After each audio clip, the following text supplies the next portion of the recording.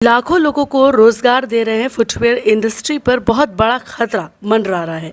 केंद्र की मोदी सरकार के एक जनविरोधी फैसले के चलते फुटवेयर इंडस्ट्री पर बंद होने का खतरा उत्पन्न हो गया है। इसके खिलाफ पूरी फुटवेयर इंडस्ट्री उठ खड़ी हो गई है और इंडस्ट्री ने 25 सितंबर को हड़ताल करने का ऐलान किया है।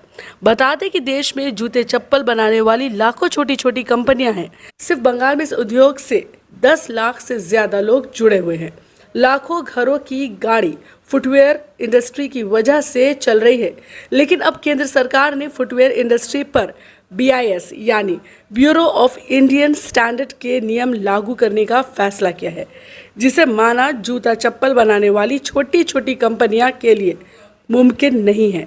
सरकार छोटी कंपनियों और बड़ी कंपनियों के लिए एक ही नियम बनाना चाहती है। अगर सरकार ने इसे ज़बरदस्ती लादने की कोशिश की तो उन्हें अपना धंधा बंद कर देना होगा, जिससे लाखों लोग बेरोजगार हो जाएंगे। केंद्र सरकार के इस जनविरोधी फैसले के खिलाफ आज कोलकाता के तोपसिया में West Bengal MSME footwear council और तोपसिया इंडस्ट्री एसोसिएशन ने एक बैठक की, जिसमें जूता चप्पल उद्योग से जुड़े लोग बड़े तादाद में शामिल हुए। इस मौके पर फ़हीम अहमद, वसीमुर रहमान मलिक और नौशाद खान ने मीडिया को बताया कि BIS फुटवेयर इंडस्ट्री के लिए कितना खतरनाक है। आइए सुनते हैं कि उन्होंने क्या कुछ कहा। TIA तोपसिया इंडस्ट्री एसोसिएशन और West Bengal MSME footwear council की तरफ से आज ये मीटिंग रखा गया था, जिसमें आज जो है वो एक अवेयरनेस किया गया था कि BIS क्या है, ब्यूरो ऑफ इंडियन स्टैंडर्ड का जो नियम जो लॉ लागू किया गया है हमारे फुटवेयर इंडस्ट्रीज़ में। आपको मालूम होना चाहिए कि ये बहुत ही बड़ा इंडस्ट्री है, खासकर वेस्ट बंगाल में, कोलकाता में भी बहुत बड़ा है ये, और दिल्ली आगरा में भी बहुत बड़ा। लेकिन हमारा भी एक पहचान है वेस्ट बंगाल में, कोलकाता में फुटवेयर इंडस्ट्रीज़ का एक अच्छा पहचान है, और आज से नहीं, ये बहुत पुराना है। अब इसमें क्या हुआ है कि ऐसा है कि गवर्नमेंट जो है ना, without any suggestions, without any जो लास्ट हम लोगों की कुछ डिपार्टमेंट में बात हुई तो वो उन्होंने ये बताया कि हम लोगों से कोई राय मशवरा नहीं लिया गया है, और ये जो है आपका QCQ जो है वो क्वालिटी कंट्रोल का जो है वो एक नियम लागू कर दिया है, जो मेरे ख्याल से बैड इन लॉ है। और हमारे यहाँ बहुत छोटे छोटे कारोबारी हैं, 100 स्क्वायर फीट पे लोग 5 दर्जन 10 दर्जन माल बनाते हैं। माइक्रो, स्मॉल और मीडियम एंटरप्राइजेस का जो ये सेगमेंट है MSME में हम लोग जुड़े हुए हैं, और जिसकी वजह से जो है आज हम जो सेगमेंट है 85% की जो आबादी है, गरीब आबादी है, उसमें हम लोग वो मार्केट कैटर करते हैं जो 50 रुपये से लेके 150 रुपये तक जूते का खरीद व फरीद। आप स्कूल शू है, हवाई चप्पल है, जो बहुत आसानी से ख़रीद लेते हैं, वरना ऐसे 85% के तो बहुत सारे इसमें ऐसे परसेंट है जो खाली पहुँच चलते हैं, जिनको अभी तक हम लोग चप्पल मुहैया या जूता मुहैया नहीं करवा पाए हैं।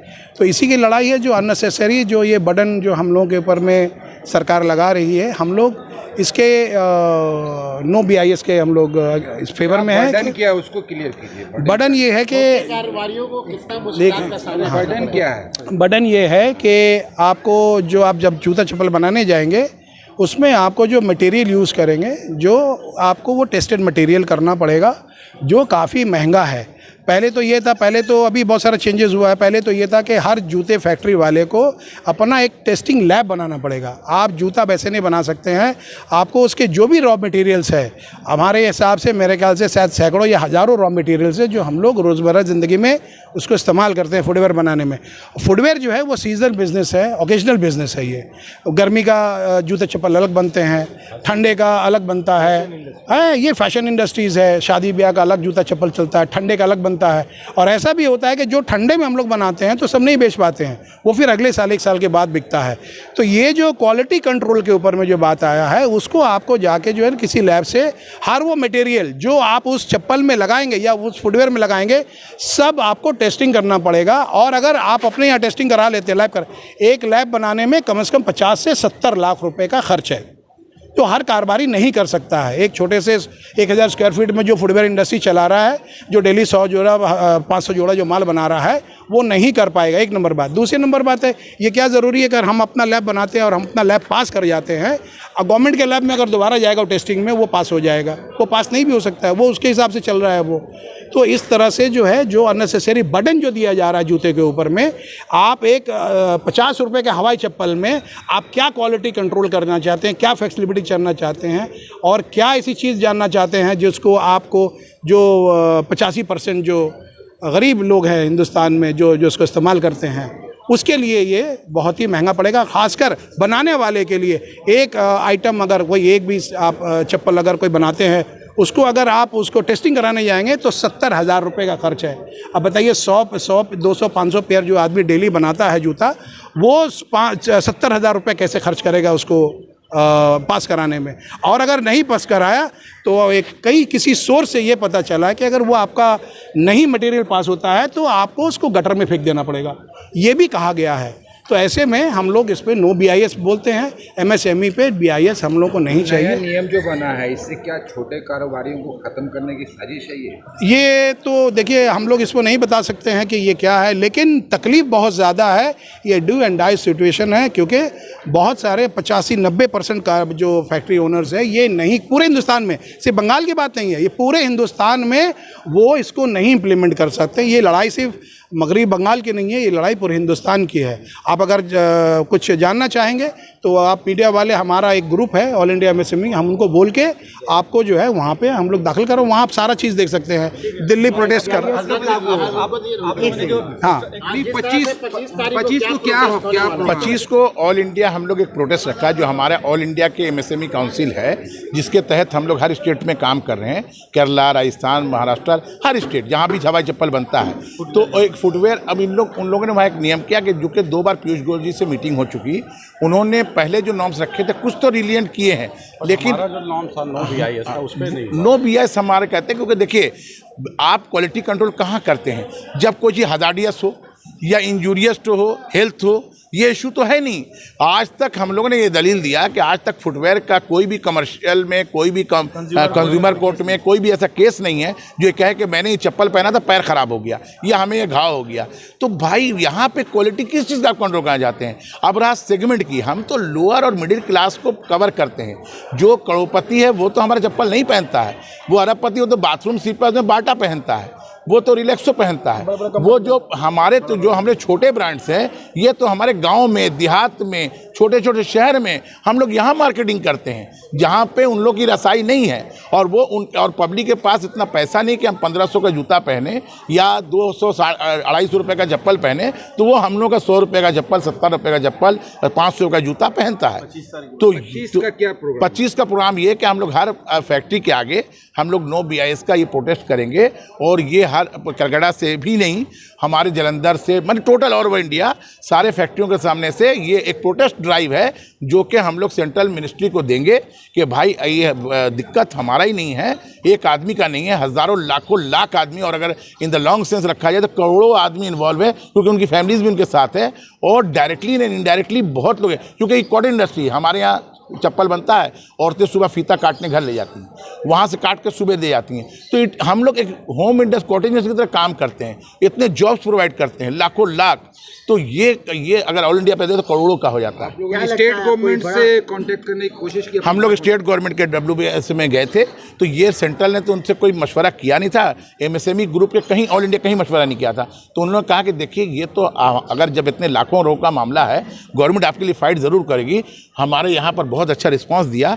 उन्होंने कहा हम लोग उनके यहाँ फिर दोबारा मीटिंग में जा रहे हैं और वो वहाँ से MSME जो है, अपने सेंट्रल MSME दिल्ली जो है, वो अपना चिट्ठी भेजेंगे कि भाई ये हमारे स्टेट में प्रॉब्लम है और भी स्टेट में प्रॉब्लम है।